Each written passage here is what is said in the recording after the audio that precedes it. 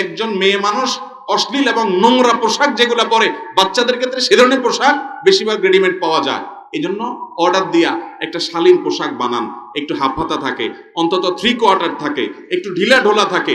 অনেক বাচ্চা বাচ্চা মেয়েদেরকে দেখা যায় প্যান্ট এবং গেঞ্জি পরানো হচ্ছে, দেখতে বিশ্রী লাগে, বিশেষ করে যখন 6, 7, 8, 9 বছর বয়স হয়ে যায়।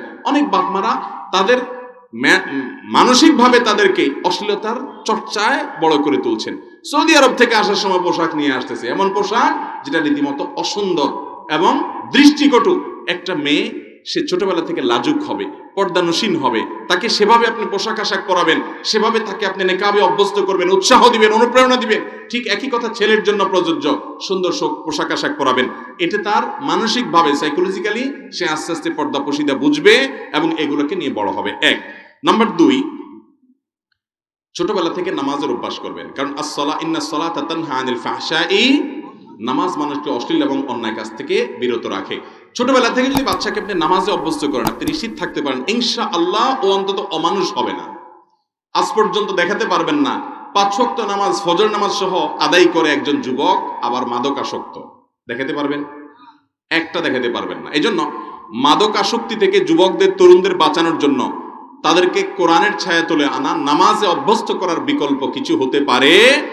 অনেক বাপমা আছে যে 6 বছর, 7 বছর, 8 বছর, এমনকি 10 বছরের ছেলে শুয়ে আছে, ফজরের সময় নিজে মসজিদে যাওয়ার সময় কম্বল টেনে বাচ্চাটার গায়ে দিয়া ওরে ঘুম পাড়ায় দিয়ে যায়। আছে না অনেক বাপ? তো আপনি কি জন্য মসজিদে যাচ্ছেন?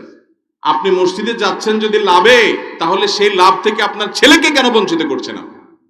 ঠিক না বেঠিক? অনেক মা আছে বয়স 50-এর ঘরে চলে গেছে, উনি মাশাআল্লাহ বোরকা টোরকা সুন্দর করে পড়েন, কিন্তু ওনার সাথে মেয়ে, যেটা ওনার যুবতী মেয়ে, ওইটাকে নিয়ে বের হচ্ছেন, ওর বোরকার নামগন্ধ কিচ্ছু নেই। বোরকা তো আপনার জন্য যতটা গুরুত্বপূর্ণ, ওর জন্য আরো বেশি গুরুত্বপূর্ণ। ঠিক না বেঠিক? তো সন্তানদেরকে ছোটবেলা থেকে নামাজি করবেন, তাদের চরিত্র হেফাজত করার জন্য। একদম ছেলে হোক মেয়ে হোক 5 ওয়াক্ত নামাজি বানান, নামাজকে বুঝান, নামাজের মর্ম বুঝে যদি ওরা পড়ে, ইনশাআল্লাহ ওরা ঠিক থাকবে। নাম্বার 3, নেককারদের সংস্রবে নিয়ে যান, আল্লাহওয়ালা, আমলদার, আল্লাহ ভীরু, মুখলেস, মুত্তাকি, পরহেজগার আলেমদের সান্নিধ্যে নিয়ে যান। দেখবেন বাচ্চাদের মধ্যে ওটার প্রভাব সৃষ্টি হয়েছে এবং এর মাধ্যমে তারা, মনে রাখবেন, ফিতনার আগুন জ্বালানো হয়েছে সারা দুনিয়াতে। বিনোদনের নামে স্কুলে বলেন, কলেজে বলেন, এমনকি মাদ্রাসায় চতুর্দিকে ফিতনার আগুন দাউ দাউ করে জ্বলছে। এই আগুনের আঁচে সব জ্বলে পুড়ে ছাই হয়ে যাচ্ছে। আমাদের বাচ্চাদেরকে যদি বাঁচাতে হয়, তাহলে ওলামায়ে কেরাম, দিনদার, মুত্তাকি, আল্লাহওয়ালা, পরহেজগার মানুষ পরিমাণ কমে যাচ্ছে আস্তে আস্তে, তাদের কাছে নিয়ে যেতে হবে, তাদের সান্নিধ্যে বসাতে হবে, ওয়াজে, মাহফিলে, দ্বীনি প্রোগ্রামে নিবেন, তাদেরকে নিবেন। এর পাশাপাশি বিশেষভাবে ভালো পরিবারের বাচ্চাদের সাথে মিশাবেন, যারা পর্দা পশিদা বুঝে, হালাল হারাম বুঝবে। ছোটবেলা থেকে তাদেরকে কাউন্সিলিং করবেন যে কেন তাকে অশ্লীলতা ছেড়ে শ্লীলতার পথে আসতে হবে, কেন তাকে নোংরামি ছেড়ে ভদ্রতার পথে আসতে হবে, এগুলো বোঝাবেন এবং খোলামেলা বাচ্চাদেরকে সময় দিবেন। নাম্বার 4, বাচ্চাদেরকে মনিটর করবেন। অনেক বাপমা আছে মোবাইল একটা দিয়ে বসে আছে, খোঁজ খবর নাই, ওই মোবাইল দিয়ে কি করে না করে, কোথায় যায় না যায়, মা বাপের কোনো খোঁজ খবর নাই। বলেছে না, ওর যদি এসব দেখতে যায় তাহলে প্রাইভেসি নষ্ট হয়।